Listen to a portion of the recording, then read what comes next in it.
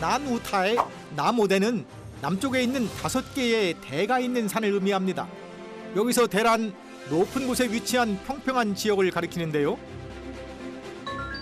사신대, 영흥대, 청량대, 문수대, 관음대가 난우타이에 속해 있습니다.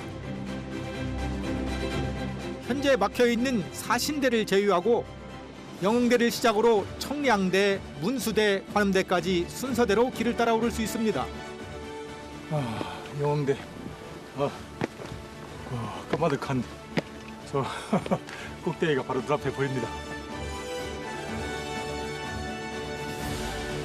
드디어 첫 번째 목적지인 링잉타에 영흥대에 도착했습니다. 해발 1668m 높이에 위치한 링잉타이는 길이 급격하게 가팔라지는 것이 특징인데요. 올라가는 길이 좁아 새가 다니는 길 조도라는 별칭도 붙었다고 합니다. 여기가 이제 제일 높은 곳. 그러니까 이 5 봉우리 중에서 이 건물까지 들어서는 바람에 아마 제일 높은 곳이 된 것 같은데요. 우와. 여기 풍경이 기가 막히네요. 와.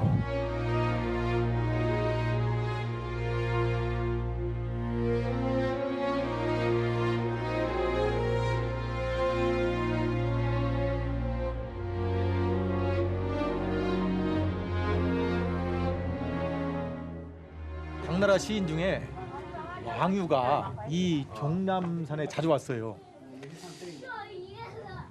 벼슬을 이제 하면서도 반은 벼슬에 발을 걸쳐놓고 자주 이제 종남산에 은자처럼 그렇게 살았는데, 그래서 이제 반은 반사라고 해요. 반은 은자처럼 살고 반은 벼슬한다. 반은 반사. 시인 왕유가 꿈꾸었던 유재덕한 삶을 그린 시가 있습니다. 신원 정통리 이거로 보전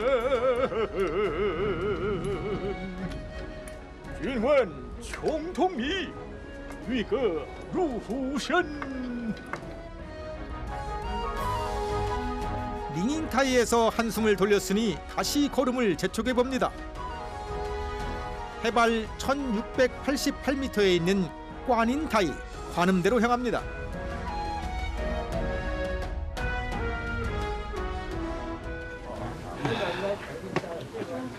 여기가 이제 5대 중에 마지막 봉우리 관음대입니다. 관음대. 지세가 가파르고 숲이 무성해 수려한 경치를 자랑하는 꽈닌타이. 정상에 올라 남쪽을 바라보면 푸른 파노라마를 마주할 수 있습니다. 꽈닌타이를 품은 종난산은 도가적인 전설로 인해 예로부터 신성시 되는 산 중에 하나인데요.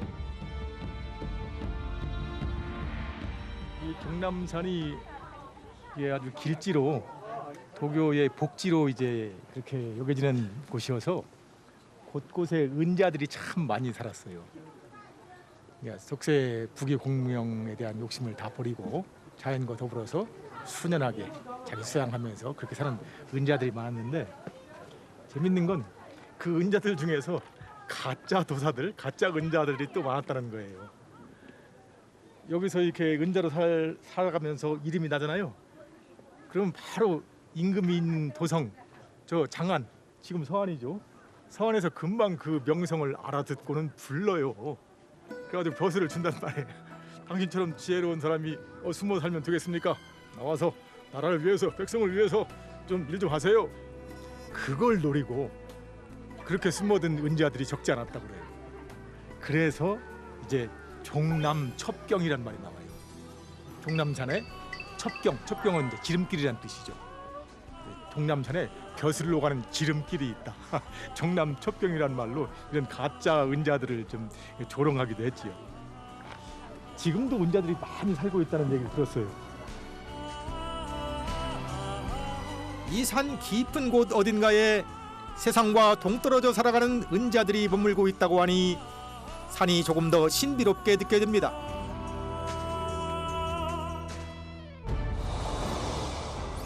이제 시안을 출발해서 실크로드를 따라 깐수성으로 갑니다. 실크로드의 길목에 위치한 삥링시 스쿠 병령사 석굴로 향합니다. 과거 동서양의 승려와 상인들이 황량한 땅 위를 걷고 또 걸었을 그 길을 따라 달립니다. 가슴에 품은 뜻이야 제각각 달랐겠지만 길 끝에서 목적을 달성하고자 했던 간절한 말은 모두 같았겠지요. 삥링시 스쿠를 향해 한참 달려가다 신비로운 황허강의 모습을 볼 수 있는 곳이 있다 해서 잠시 멈췄습니다. 황하가 상류 쪽에서는 좀 맑게 흘러요. 푸른 물이. 그러다가 중간에 조하라는 지류를 만나요. 이 조하가 엄청 탁해요. 그래가지고 이 누런 흙탕물과 맑은 강물이 이렇게 만나는 그 지점이 있어요. 그 지점이 장관이에요. 파랗게 흘러내려오는 이 황하 본줄기입니다. 그리고 저쪽 보세요. 완전히 흙탕물이죠. 저게 조하예요. 그리고 둘이 만나서 여기 보세요. 여기 선명하게 띠가 형성됐죠. 저기 누런 강물, 여기 푸른 강물. 푸른 빛의 황허가 마치 보석처럼 아름답게 빛납니다. 하지만 이내 혼탁한 조하가 밀려들어 누런색으로 황허를 물들입니다.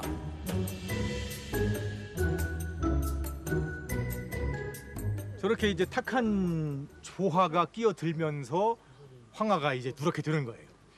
황토 고원지대에 흘러 들어온 수많은 지류들이 전부 조하같이 저렇게 누런 강물들이에요. 그러니까 뭐 황하가 맑아질 수가 없죠. 그래서 이제 백년 하청이라는 말이 나왔어요. 100년 동안 기다려봤자 황하가 맑아지겠느냐. 일백백 해년 강하 그리고 맑을 청. 그래서 어떤 일을 아무리 오래 기다려봤자 그 일이 성공이 안 된다. 이렇게 이제 탄식할 때 쓰는 말. 백년 하청. 맑음과 탁함이 교차하는 황허강. 우리네 삶의 모습도 이와 같다는 생각이 듭니다.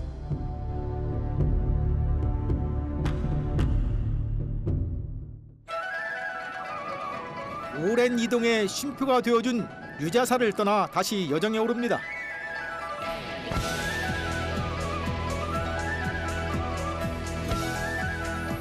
드디어 저 멀리 삥링시 스쿠가 모습을 드러냅니다. 예전에는 뱃길로 닿을 수 있었던 곳이었습니다.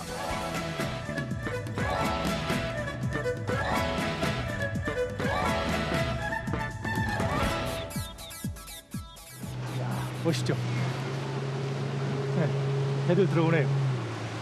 예전엔 저 하루 쪽에서 배를 타고 이 황하 물결을 거슬러서 왔어요. 그런데 최근에 이제 여기 육로가 잘 바뀌어져가지고 이번에 저희는 이제 산길 쪽으로 해가지고 돌아왔습니다. 그러니까 이 풍경이 또 달라지더라고요. 배를 타고 빠르게 지나칠 때는 볼 수 없었던 풍경들입니다. 하나하나 눈에 담으며 걸으니 삥링시 스쿠의 웅장함이 더 크게 와닿습니다. 이곳 병령사가 당나라 훨씬 이전에 지어졌는데 이제 그 유명한 삼당법사 현장 스님이 서역으로 불경을 가지러 가다가 이곳에 한번 묵었다고 해가지고 굉장히 유명해졌어요. 당나라의 고승 현장뿐 아니라 모든 승려와 상인들이 이곳을 통과해 실크로드로 향하는 여행길에 올랐다고 합니다.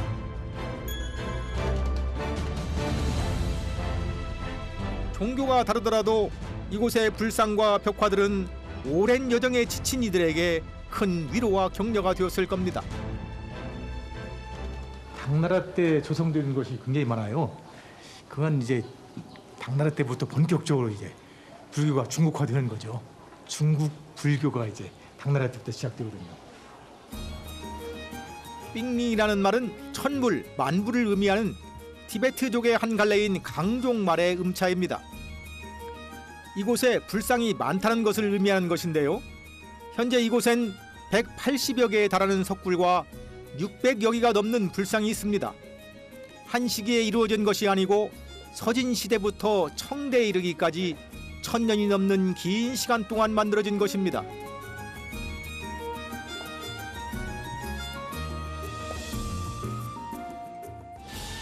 각기 다른 시대의 다양한 소망과 번뇌를 안고 만들어진 불상들, 그 수만큼 다양한 인간들의 사연들을 불상은 그저 묵묵히 받아줍니다. 그 넉넉한 미소를 바라보고 있으면 어느새 마음속에도 고요가 찾아듭니다. 말르구적이란 말이 있어요. 만상이 내는 소리가 여기에서 모두 정멸, 고요해졌다. 그래서 이런 오래된 절, 회사 이런 곳에서 이제 느껴지는 그 고요한 분위기를 말르구적이라는 말을 씁니다. 찬란했던 황제의 시절과 융성했던 도시의 영광이 남긴 가르침들, 그리고 대자연이 들려준 흥미로운 이야기를 가득 안고 이번 여정을 갈무리합니다.